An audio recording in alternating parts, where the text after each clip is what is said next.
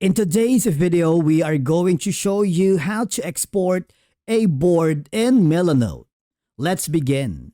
Now, the first thing that you need to do is log in using your credentials, and then you want to make sure that you are on the home page. From here, I want you to open the board that you want to export from Milanote. Now, in this case, I'm going to be using this one. Double click on the board. And for you to be able to export anything here in Milanote, just go to the top right corner where you can see a drop-down menu that says export. This is a button that you need to click so that you can export it in different options.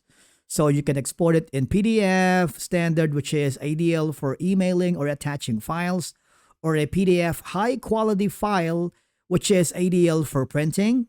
And of course, if you wanted to convert it to a document like Word, Markdown, plain text, and if you want to download all images and files, you can do so using the zip file. But in this video, what I'm going to do is click the PNG image. I want to download this board as a PNG image. It's generating and it depends on your connection. So you want to make sure that you are connected to a stable internet connection. Once it's done, you will be forwarded to a folder. Just save the board in your computer.